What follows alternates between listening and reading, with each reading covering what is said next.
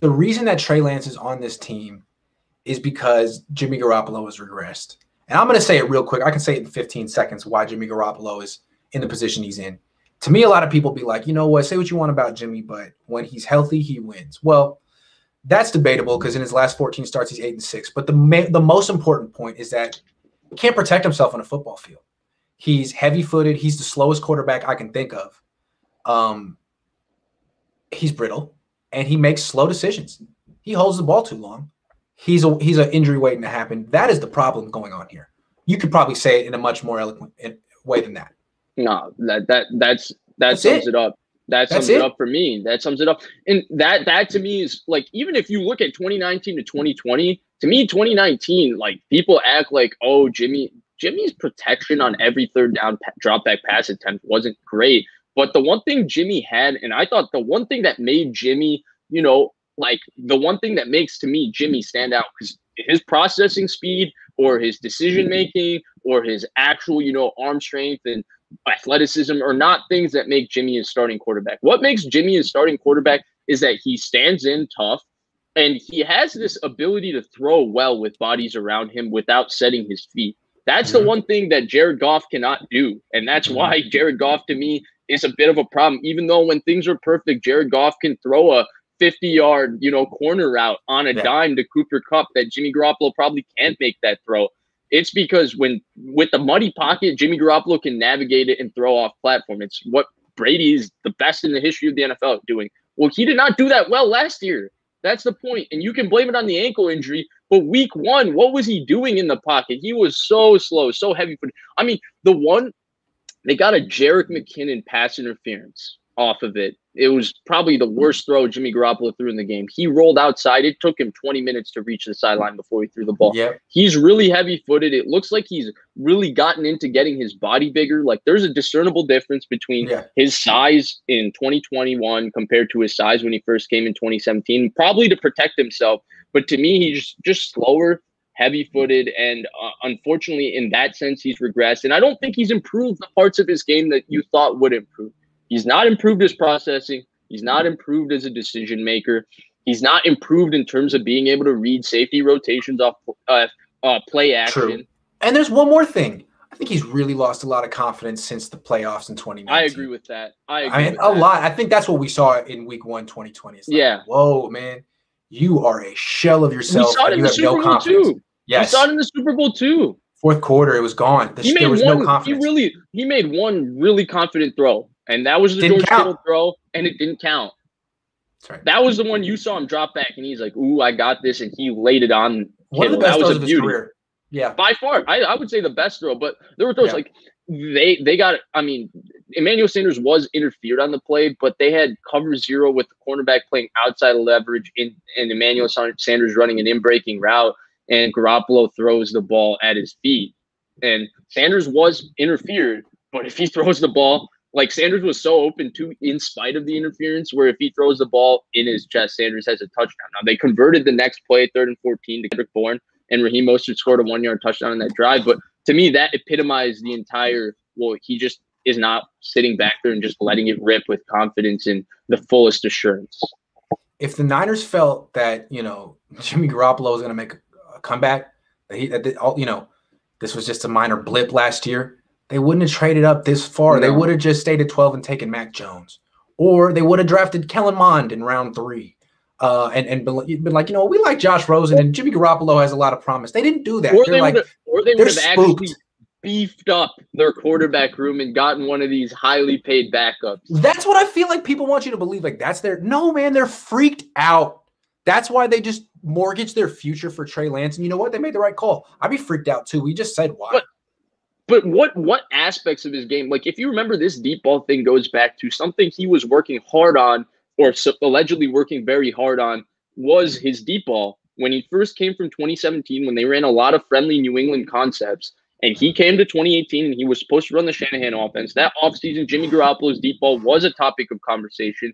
The best deep ball he's thrown still remains preseason game, week 2, Houston Texans, 42 yards down the sideline to Marquise Goodwin.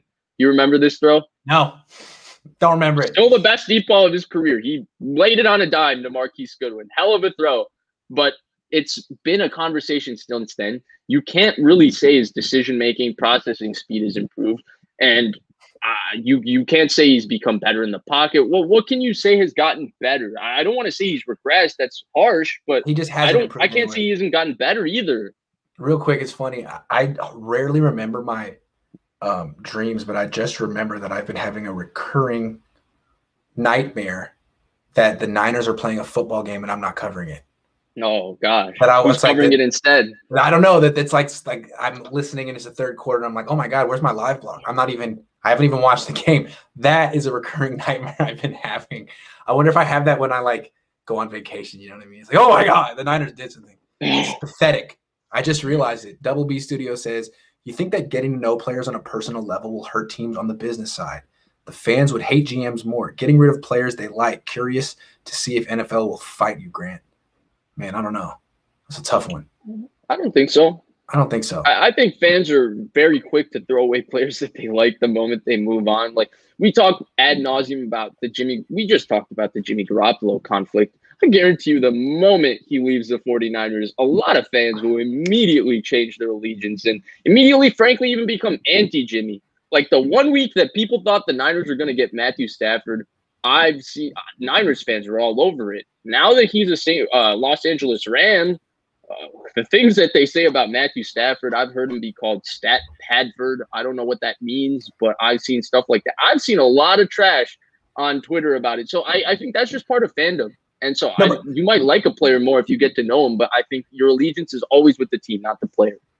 But I think what he's saying is, like, what do you think the Niners thought of the Jimmy Ward interview? And do you think they felt like, shut up? I wonder. That's a good question. I have no idea what the team thought of the Jimmy Ward interview. I hope they liked it because it was good for them and it was good for Jimmy. He didn't say anything wrong. Good. No, he didn't. He didn't say anything wrong. Even the they should encourage our players where he could have said stuff where he talked about, he made it a personal thing that I wasn't good enough to play safety. And AC took my spot, and I had to learn how to play safety in the quick game. He didn't talk about the fact that they were always changing my position. They didn't let me settle in. He never said anything like that. So to me, it was 100% positive.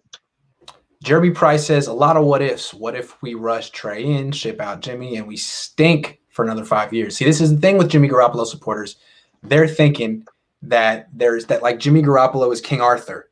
He alone could take Excalibur out of the stone, and once he's gone, it's going to be back to bad times. I just don't think that there's anything magical about Jimmy anymore. There may have been at one time. I don't think there's anything magical about him anymore. He's not terrible, but I think the one who's going to see magical is the one who's running around throwing the ball over the field. See, that's the unfortunate thing, because I think that you would really have a zeroed-in idea of who Jimmy Garoppolo is if he played the full season last year. Him getting hurt once again leaves everything as a little bit of an enigma. It's like, ooh, the Matt Ryan ascension to the MVP level quarterback. That was still happened. That's why Niner fans were so apoplectic when Week 1 happened. And yeah, he didn't have Debo and Ayuk for that game, and Kittle got injured, but he had Kendrick Bourne open for the win in the end zone and missed the throw. He had Trent Williams open for the first down to keep the game going and missed the throw. So I don't know what you want to say. Trent Taylor. Sorry, Trent Taylor. Trent Williams was not open. And they're both like, that's the bottom line to me. You can tell me Hornets Grosser started at center. I agree with all of those things. He had a clean pocket to step up into on time and throw the ball to Kendrick Bourne. Was wide open on a stutter and go. He threw a duck. If he throws the ball on time to Trent Taylor, that's a first down. He threw the ball half second late. He took an extra hitch. Yeah, that's the game. That's the game. That's what you pay your quarterback $25 million to do. Those are the two throws. Tony says, how much do you think the 2020 COVID offseason affected Jimmy's development?